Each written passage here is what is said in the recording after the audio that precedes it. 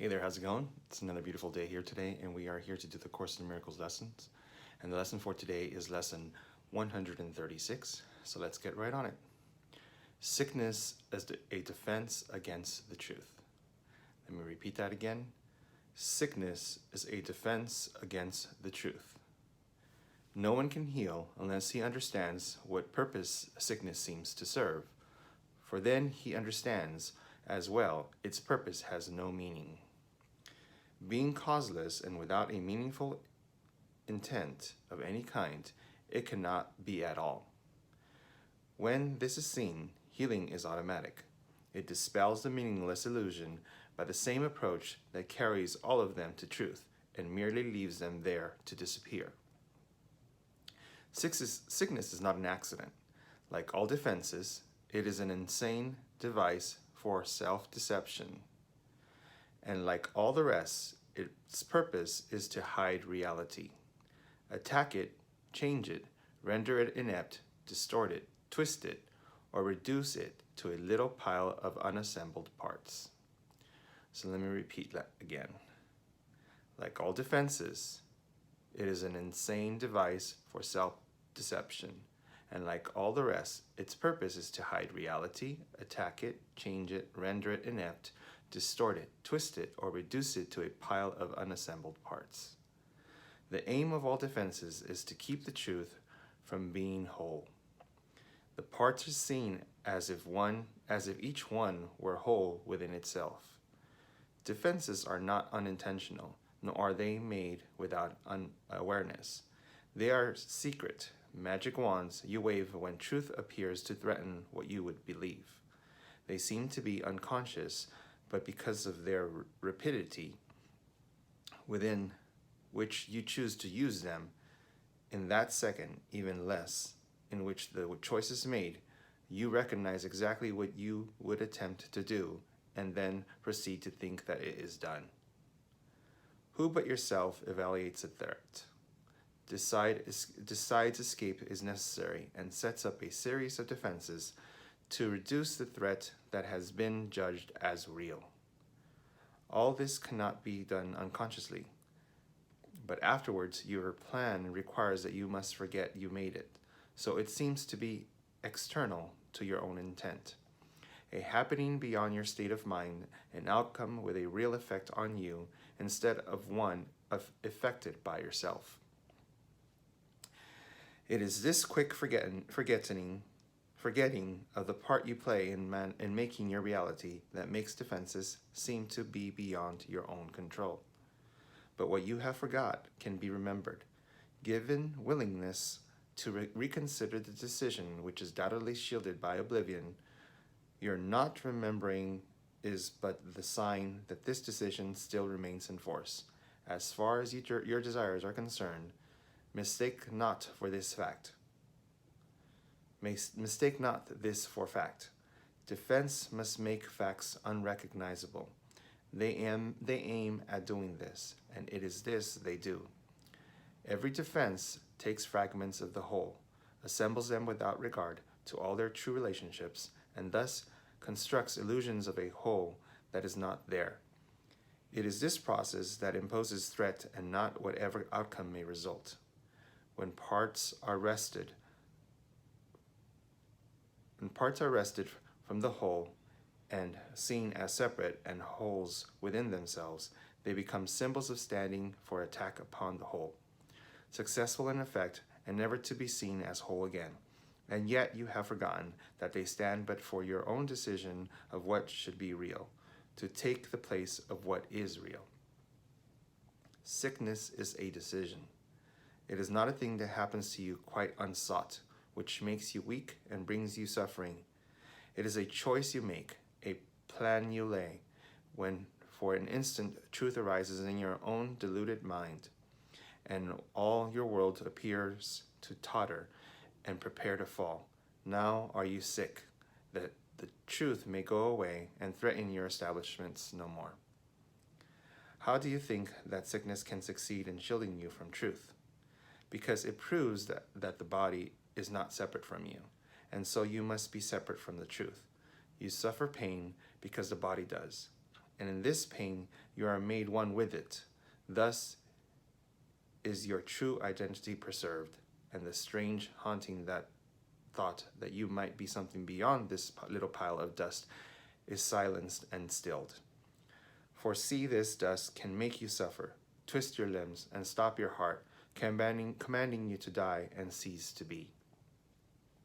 Thus is the body stronger than the truth, which makes you live, which asks you to live, but cannot overcome your choice to die.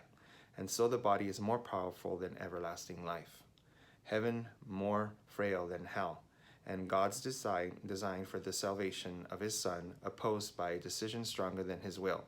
His Son is dust, the Father incomplete, and chaos sits in triumph over his throne.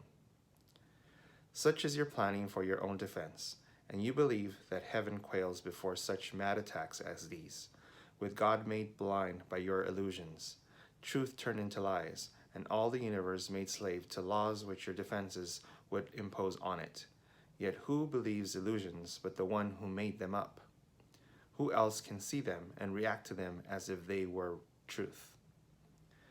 God knows not of your plans to change his will.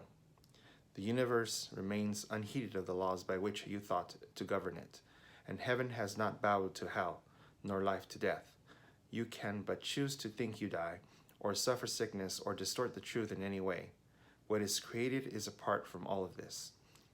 Defenses are plans to defeat what cannot be attacked. Let me repeat that again. Defenses are plans to defeat what cannot be attacked. What is unalterable cannot change, and what is holy, sinless, cannot sin. Such is the simple truth. It does not make appeal to might nor triumph. It does not command obedience, nor seek to prove how pitiful and futile your attempts to plan defenses that would alter it. Truth merely wants to give you happiness, for such its purpose is.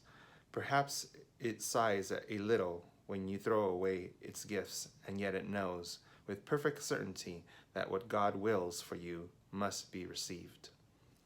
It is this fact that demonstrates that time is an illusion, for time lets you think what God has given you is not the truth right now, as it must be. The thoughts of God are quite apart from time, for time is but another meaningless defense you made against the truth. Yet what he wills is here, and you remain as he created you.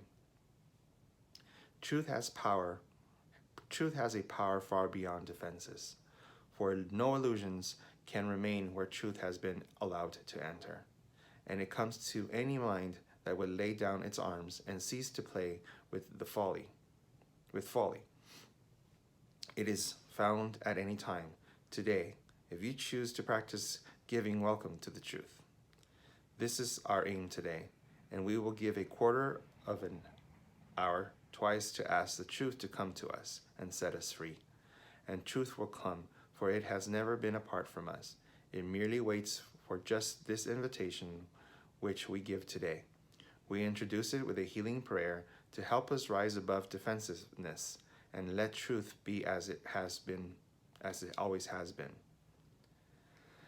Sickness is a defense against the truth. I will accept the truth of what I am and let my mind be wholly healed today. Healing will flash across your open mind as peace and truth arise to take the place of war and vain imaginings. There will be no dark corners sickness can conceal and keep defended from the light of truth. There will be no dim figures from your dreams, nor their obscure and meaningless pursuits with double purpose insanely sought, remaining in your mind. It will be healed of all the sickly wishes that it tried to authorize the body to obey. Now is the body healed, because the source of sickness has been opened to relief, and you will recognize you practice well by this. The body should not feel at all if you have been successful. There will be no sense of feeling ill or feeling well, of pain or pleasure. No response at all is in the mind to what the body does. Its usefulness remains and nothing more. Perhaps you do not realize that this removes the limits you have placed upon the body by the purpose you gave to it. As these are laid aside, the strength the body has will always be enough to serve all truly useful purposes. The body's health is fully guaranteed because it is not limited by time, by weather or fatigue, by food and drink, or any laws you made serve before. You need do nothing now to make it well, for sickness has become impossible. Yet this protection needs to be preserved by careful watching. If you let your mind harbor attack thoughts, yield to judgment, or make plans against uncertainties to come, you have again misplaced yourself and made a bodily identity which will attack the body, for the mind is sick. Give instantly remedy should this occur, by not allowing your defensiveness to hurt you longer. Do not be confused about what must be healed, but tell yourself, I have forgotten what I really am, for I mistook my body for myself. Sickness is a defense against the truth, but I am not a body, and my mind cannot attack, so I cannot be sick. Let me repeat that again. I have forgotten what I really am, for I mistook my body for myself. Sickness is a defense against the truth, but I am not a body, and my mind cannot attack, so I cannot be sick. Okay, so this is one of those lessons that really is very difficult, I guess, for many people to understand, and for many people to go along with or even accept. I know that for me, the first time I read it was a little bit difficult to just grasp the concepts of sickness is defense against the truth. And you get sick and you think, oh, well, I'm sick, and now I'm sick, and now what do I do now? How did I even get sick? So yeah, it's a little bit difficult to understand, but let's get on it and try to make sense of it as best as we can. So sickness is a defense against the truth. What does that mean? So we have to go back to what truth is. So the truth is that you're not a body. You're not living this experience. You are in an illusion, and you believe you are a body. You believe you get sick. You believe you get hurt. You believe you feel pain, because you forget who you really are. You focus on the illusion, and then it becomes your reality. And that is what the Course is basically trying to repeat over and over to us, that we're in an illusion and that we're believing the unreal. And what we need to do is shift our perspective in our mind and have that miracle where we realize who we truly are, which is whole and complete, peaceful with joy, filled with love, and in happiness. So the lesson today is basically telling us sickness is a defense against the truth, meaning the body is defending itself and the ego is defending itself and saying, no, believe me, this is who you are. You are the body. You can get hurt. You can get sick. And you have emotions. And because you're feeling it, that's what is the truth. The truth is what you're feeling and what you're experiencing, the pain, the sickness. That's who you really are. Not the perfect being that's always happy, that's always in joy, that it's always in love and is always at peace. You're not that. You're the sickly person, the person that's in pain, the person that is hurt. You are the person. You're not a spiritual being. That is the defense that is happening when you get sick. It is the body reaffirming itself that that's what you are. You're a body and you're not a spiritual being. You're not whole and complete. And so that's what the lesson today is trying to tell us, that sickness is a defense against the truth. Now, that's a choice you have to make. Do you want to work at finding the truth and realizing the truth and remembering the truth? Or do you want to fall prey to the defenses the body is putting for you to believe the illusion, to make it real for yourself and keep following it? And I know that's hard because you feel the pain. You feel the sadness. You feel the hurt. You feel the sickness. And how can you not? Because you're experiencing a human experience. That's where practice comes in. It's not something that happens overnight. It's not something that you can just, all of a sudden figure out. Although that's how it really eventually does happen.